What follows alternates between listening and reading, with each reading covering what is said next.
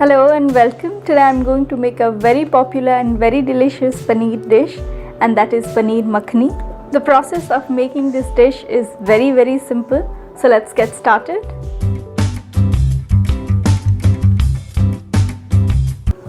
I have heated here some butter. To this I am adding the paneer. These paneer pieces have been marinated with about 4 to 5 pinches of salt and about 4 to 5 pinches of red chili powder and about the same 4 to 5 pinches of chaat masala. And I am going to fry it or shallow fry it in the butter till it becomes a little golden. See, it has already got the color because I have kept the heat on medium to high because I don't want the paneer pieces to get overcooked. So just couple of seconds and that's it. The paneer pieces are nice golden and brown. I'm going to take it out, and I'm using the leftover butter from the fried paneer to make the gravy. To this I'm adding the whole garam masalas, in which I have some green cardamom, a black cardamom, bay leaf and some cinnamon sticks, and fry till it gets a little fragrant. The garam masala is done. I'm adding some tomato paste, and along with this tomato paste I'm adding some ginger paste, about a tablespoon of ginger paste and a teaspoon of green chili paste and a little salt to it, and cook it till the oil starts to separate and the masala becomes a little thick.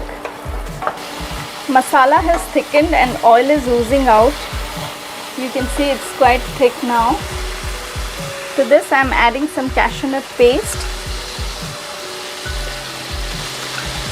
about 4 tablespoons of cashew nut paste, and now to this cashew nut paste I am adding some water.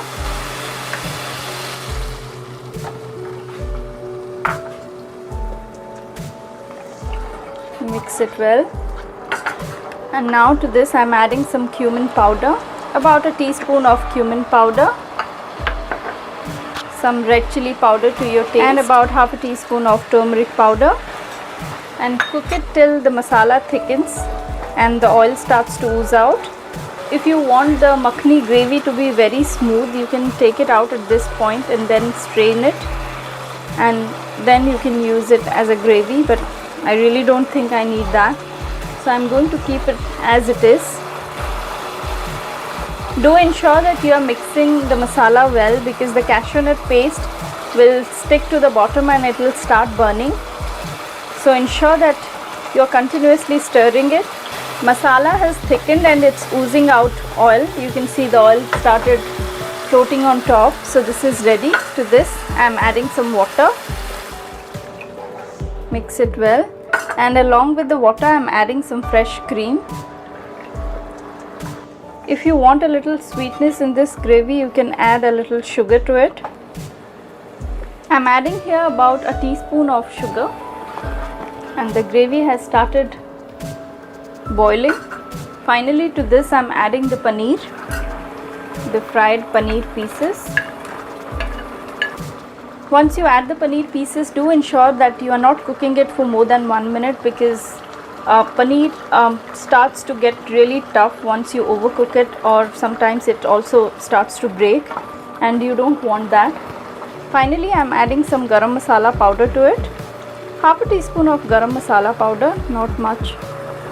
And finally I am adding about a tablespoon of butter to it, just for that added taste of butter. This is ready. I am going to serve it.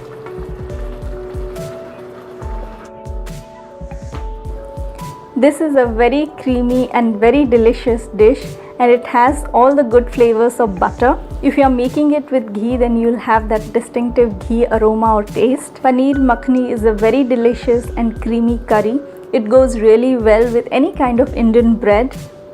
So do try paneer makhani, and don't forget to let me know about it. We will meet next time, and don't forget to hit the subscribe button. Till then, bye bye.